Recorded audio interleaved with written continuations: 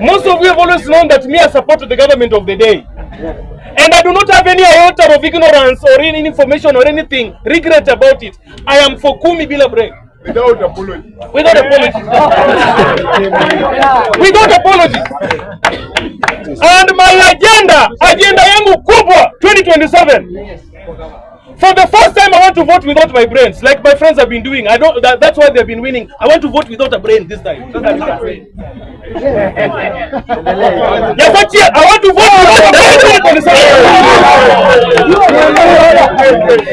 That is my agenda number 1. Agenda number 2. I do not want anybody to tell me any manifesto or which barabara nataka kutengeneza. Sijui nilete nini. No, that is not my agenda. I want to vote for revenge in 2027. I want to vote for revenge.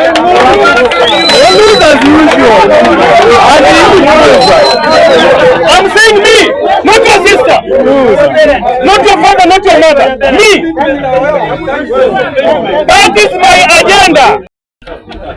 Thank you, Mr. Speaker, for giving me this very brief opportunity. Today I don't want you to debate much more. I just want to challenge some misinformation that I've heard people speak here.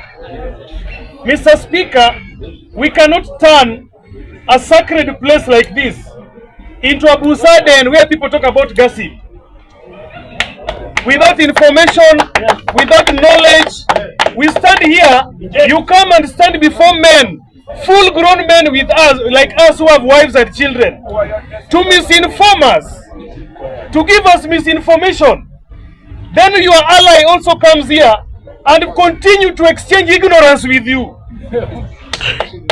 Mr. Speaker, we need knowledgeable people to come here to give us something new we have not had for a long time. People like me.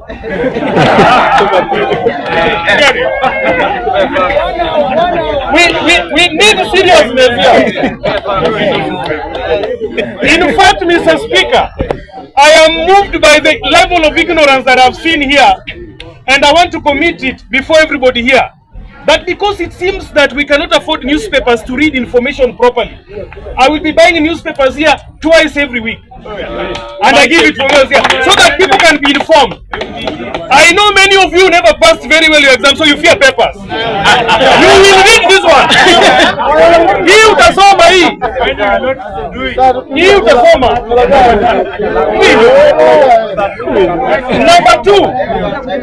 Number two, Mr. Speaker, I was listening to my friends James who are here.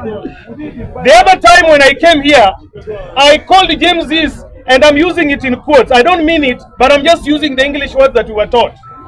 I called them stupid and I called them ignorant and naive. And true to my own assertions, what I have heard here is actually the truth. Alright? I will not withdraw. You will do me nothing. You will do me nothing. Mr. Speaker. Mr. Speaker. Order.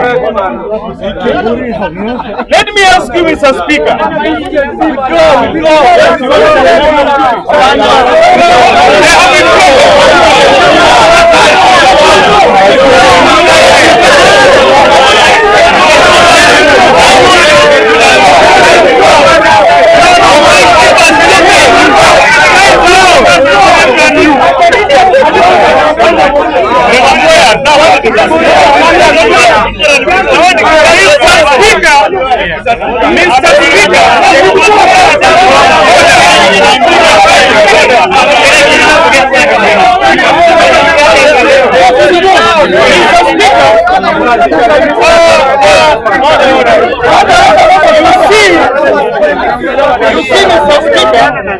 You see, Mr. Speaker, I want members to know that I have my democratic right to speak the way I'm speaking. Right? If anybody has got a better language, I know mkona kuja kusema hapa. Kuja kusema hapa. Kuja.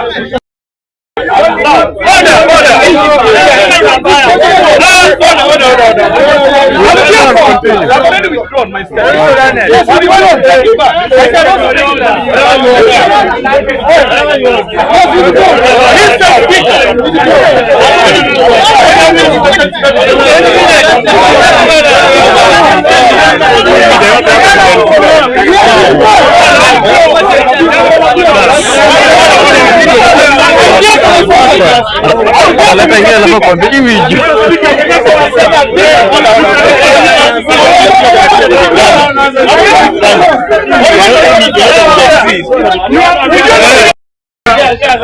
And I used my word that I was using it in quotes, and I don't mean it. That's what I said. Because this is my worry. This is my worry. I was going through the statistics for election. I was going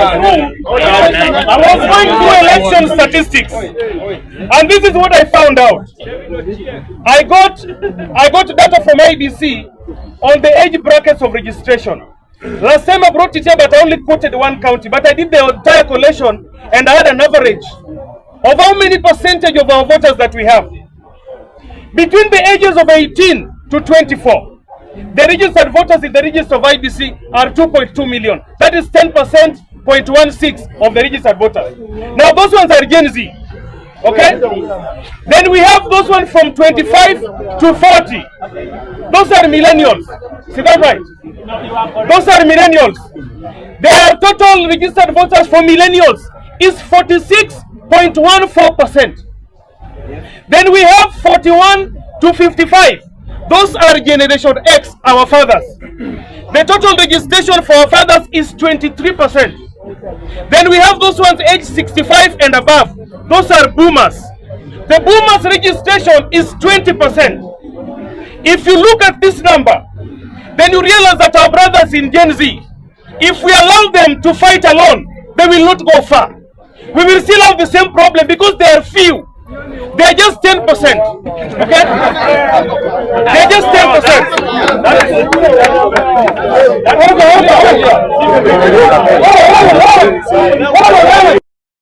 That people take us serious out there.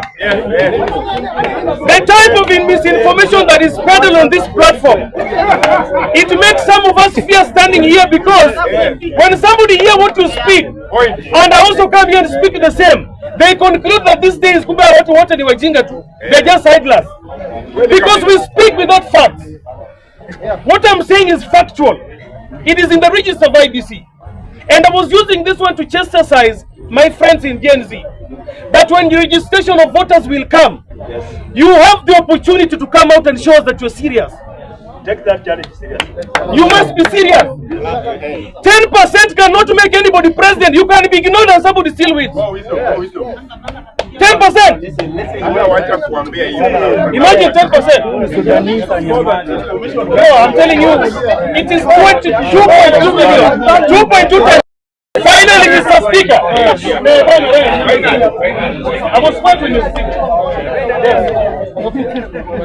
Finally, Mr. Speaker, most of you have always known that me I support the government of the day.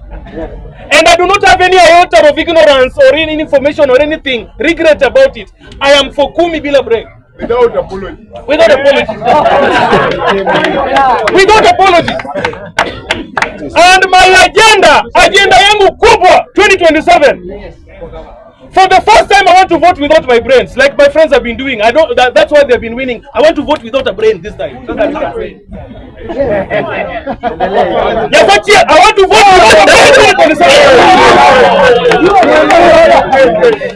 That is my agenda number 1. Agenda number 2. I do not want anybody to tell me any manifesto or which barabara nataka kutengeneza. No, that is not my agenda. I want to vote for revenge in 2027. I want to vote for revenge.